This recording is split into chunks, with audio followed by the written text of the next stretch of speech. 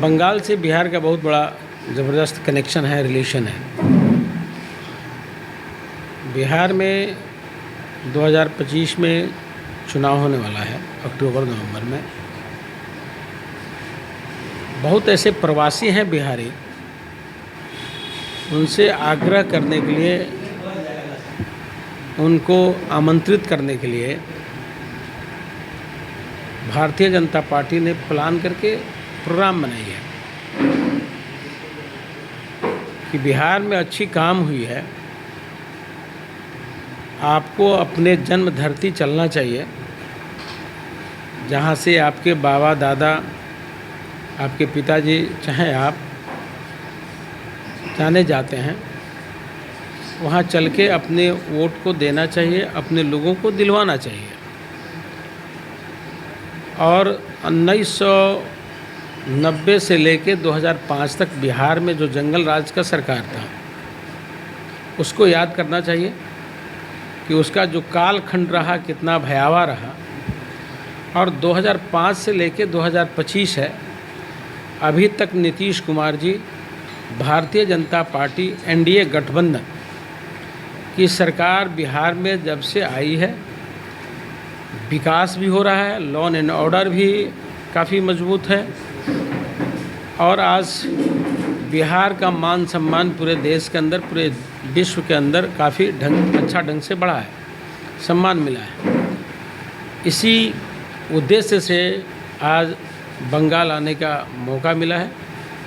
बस अब जिस क्षेत्र के मंत्री हैं, उस क्षेत्र में बंगाल में लूटमार चल रहा है। देखिए, लूट मार रोकना स्टेट गवर्नमेंट की पॉलिसी है, जबकि कोल इंडिया स्टेट गवर्नमेंट को काफ़ी मजबूती से रॉयल्टी देती है। फिर भी यहाँ के स्टेट गवर्नमेंट खुद से ये सब काम करवा रही है, तो उसको रोकना जिम्मेदारी स्टेट गवर्नमेंट का है। सबसे बड़ा बात है, अभी देश में कुछ दिन पहले पहलगांव में घटना घटा, इसके ऊपर सिंदूर अभियान हुआ, और उसका बाद सीज फायर हो गया। सीज फायर का बाद भी पाकिस्तान लोग फायरिंग चालू है, अभी तक चल रहा है, कल भी चला है। उसका ड्रोन भी आया था पाकिस्तान से कश्मीर का तरफ, ठीक है, और यहाँ से उसको उड़ाया गया। तो क्या सोचा पीओके के बारे में, क्या सोचा पीओके? देखिए, निहत्थे लोगों पर धर्म पूछ के जो 2 महीना 10 दिन, बहुत ऐसे हमारी बहनें गई थी जो 2 महीना पहले उसकी शादी हुई थी, 6 दिन पहले शादी हुआ था। बहुत ऐसा फैमिली गया था जो बाप बेटा पत्नी के साथ लोग गया था, और धर्म पूछ के एकत्रित करके तब मारा गया। आदरणीय मोदी जी ने उस कहा था, इसी बिहार की धरती पे, बंगाल से सटा हुआ है दरभंगा, उसी धरती से उन्होंने कहा था 24 तारीख को कि हम आतंकवादी को छोड़ेंगे नहीं, जो साजिश करता है उसको भी नहीं बख्शेंगे, चाहे आप कितना हो दूर क्यों न जाए। ऑपरेशन सिंदूर का जो प्रोग्राम चला, उसमें हम आतंकवादी सेंटर को टारगेट किए, एक भी सिविलियन को हमने क्षति नहीं पहुंचाया। और सीज फायर यानी जो लड़ाई कैसे रुका, विशेष परिस्थिति में भी कहने में थोड़ा संकोच हम कर सकते हैं कि बहुत ऐसा मामला है जो सार्वजनिक नहीं किया जा सकता है। आप देखे होंगे कि आज सुबह हम टीवी देख रहे थे, कांग्रेस के कुछ लीडर लोग विशेष सत्र बुला के और घटना परिघटना की चर्चा करने की बात बोल रहे थे। तो एक पुराने नेता शरद पवार जी ने कहा कि सदन का चर्चा का विषय नहीं है, कूटनीति का मामला है, देश का मामला है, हम इसको सदन में नहीं चर्चा कर सकते हैं। तो कौन सी परिस्थिति बनी।